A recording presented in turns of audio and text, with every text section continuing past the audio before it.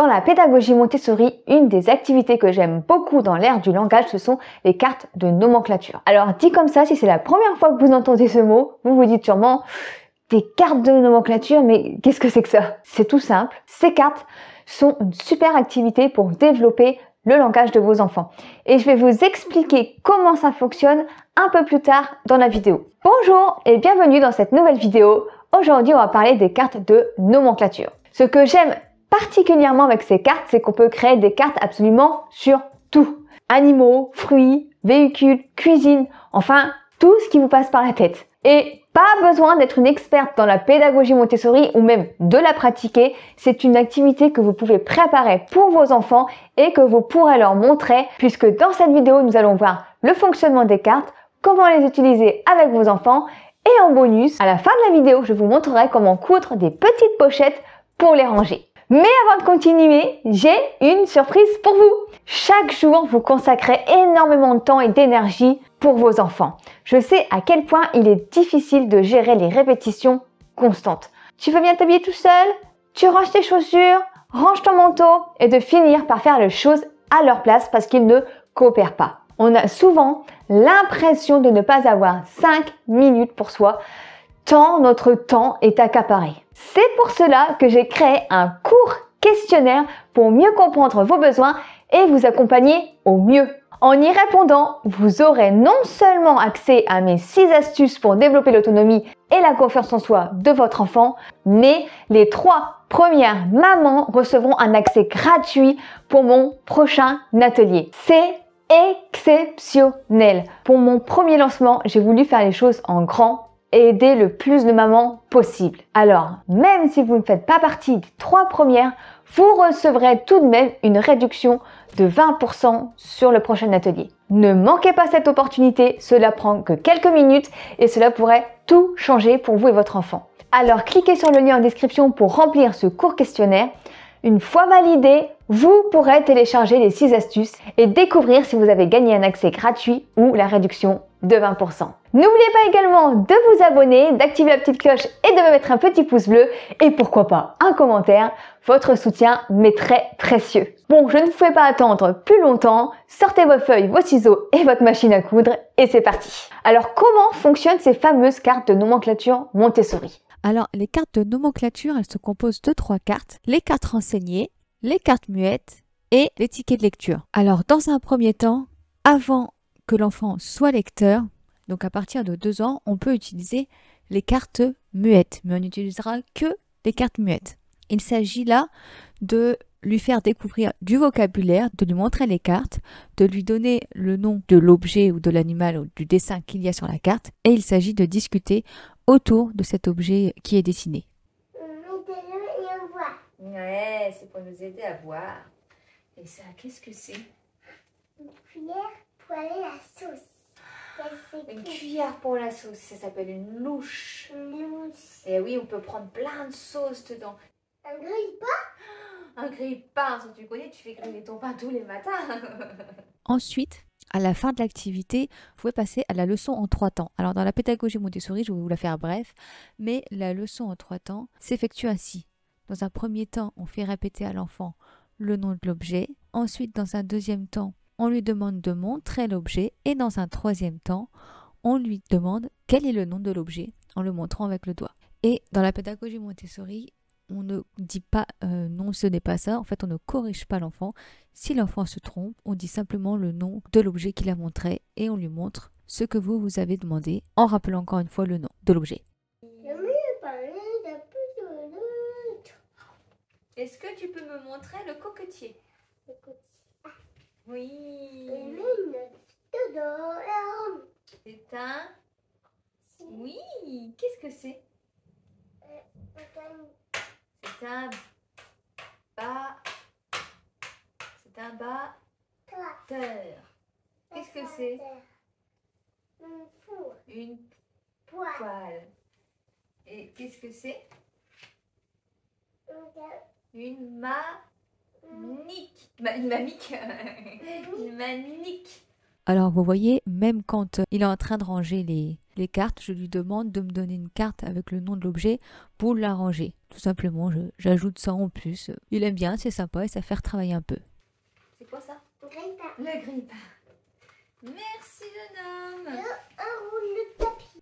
Par la suite, quand l'enfant est lecteur et qu'il arrive à lire l'étiquette de lecture, on réinstalle toutes les étiquettes une par une, on renomme chaque étiquette pour être sûr que l'enfant se souvient bien du nom de chaque élément, et ensuite l'enfant lit les tickets de lecture et les place sous le dessin qui correspond. Et encore une fois, comme dans la pédagogie Montessori, on ne corrige pas l'enfant, il se corrige par lui-même. L'enfant utilise les cartes renseignées pour vérifier si elle est identique à son travail. Donc si il a bon ou non. Et donc si il n'a pas bon, il peut se corriger tout seul. Et voilà comment utiliser cette activité avec vos enfants. Vous pouvez donc réaliser ces cartes sur absolument tous les thèmes que vous avez envie. Vous pouvez également aller voir sur le site de l'association Montessori Internationale. Ils offrent des ressources numériques gratuites comme des modèles de cartes de nomenclature que vous n'avez plus qu'à imprimer. Je vous mets le lien en description. Ces jolies cartes, ensuite, il nous faut les ranger. Et pour cela, j'ai fabriqué de petites pochettes par catégorie de cartes, comme celle-ci, où l'on peut ranger séparément les différentes cartes. Donc voici la pochette en question. Donc là, c'est les animaux de la ferme. On peut ranger les cartes muettes, les images renseignées, les cartes muettes et les tickets de lecture.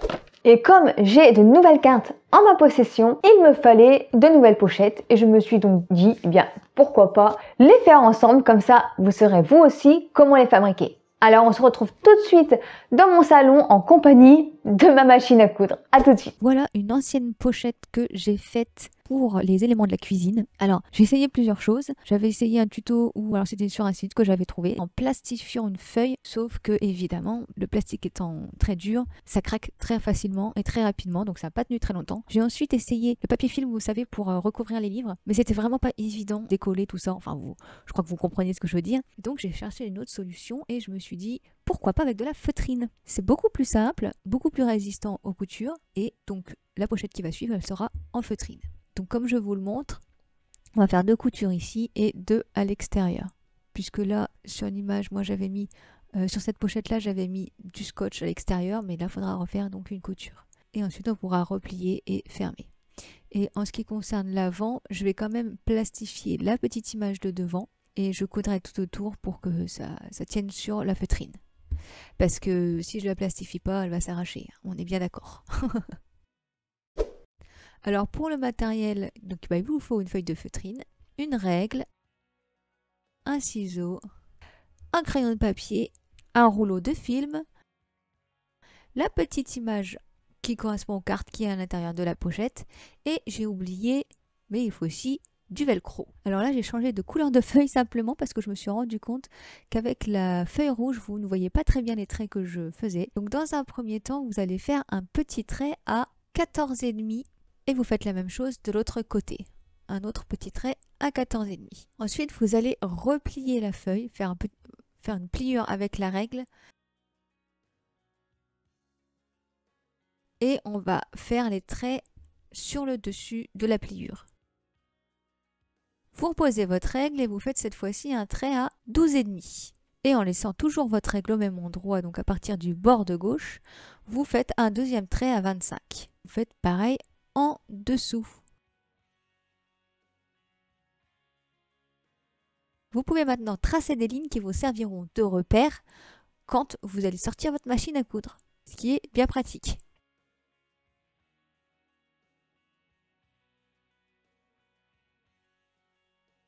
Et voilà, vous voyez, si je plie la pochette, elle sera comme ceci.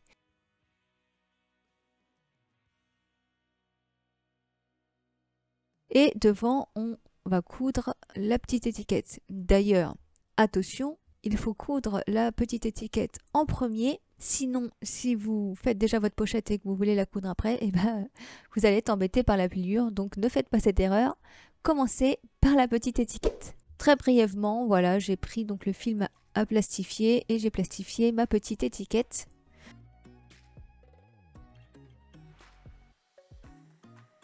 Et comme vous voyez, c'est collé sur mon doigt.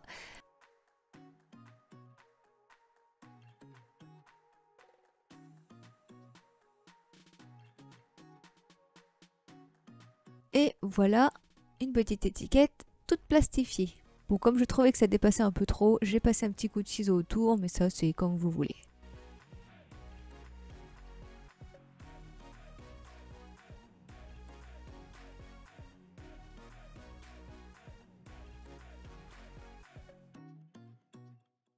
Nous voilà maintenant à côté de ma machine à coudre, donc j'ai mis une petite épingle pour tenir l'étiquette. J'ai cousu tout autour de mon étiquette.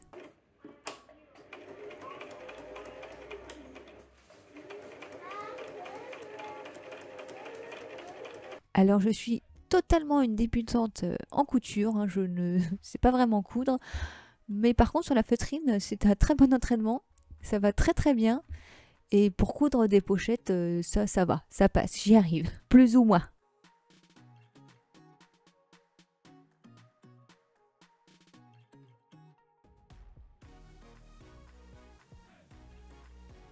Bon, voilà ce que ça donne.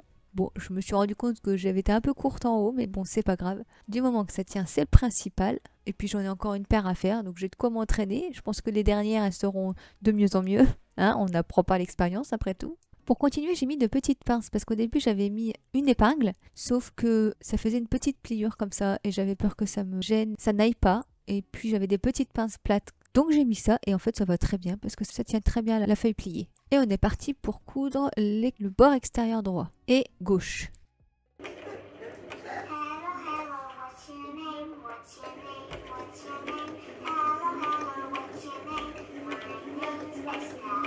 J'ai préféré commencer par les extérieurs pour éviter de se retrouver avec une pochette qui part de travers.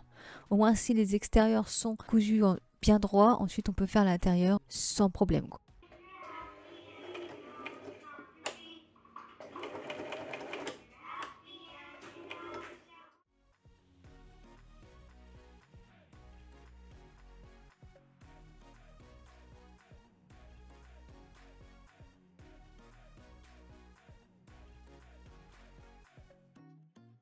Bon, pour une débutante, je m'en suis pas trop mal sortie. Et on est parti pour coudre maintenant les 2 traits à l'intérieur de la pochette.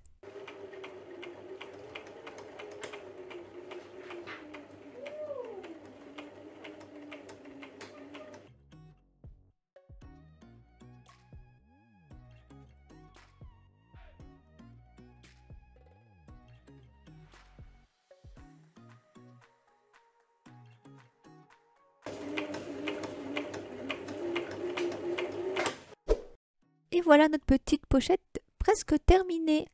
Nous pouvons ajouter nos petites cartes renseignées, nos petites cartes muettes et enfin les tickets de lecture.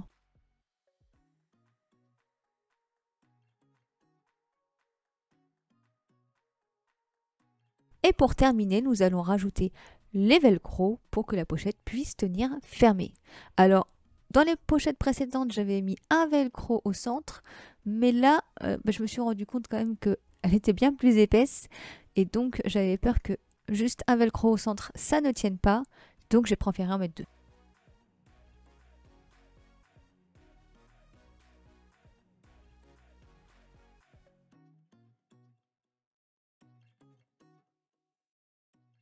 Il n'y a plus qu'à la ranger avec toutes les autres.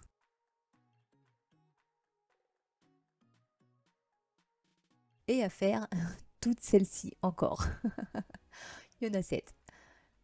Allez, au travail. Et bien c'est tout pour cette vidéo. J'espère qu'elle vous aura plu et qu'elle vous permettra de préparer cette super activité pour vos enfants. N'oubliez pas de télécharger le guide des 6 astuces pour développer la confiance en soi et l'autonomie chez vos enfants. Je vous rappelle, le lien est en description et vous ferez peut-être partie des 3 premières à répondre au questionnaire et recevoir un accès gratuit pour mon prochain atelier sur l'autonomie. Et n'oubliez pas non plus de vous abonner, c'est juste ici. Vous pouvez cliquer sur mon petit logo. N'oubliez pas de me mettre un petit pouce, d'activer la cloche et si vous voulez voir une autre vidéo, c'est juste là. Oui, là, vous pouvez cliquer juste là. On se dit à très vite dans une prochaine vidéo. En attendant, souriez à la vie et elle vous sourira. Je vous embrasse. À bientôt.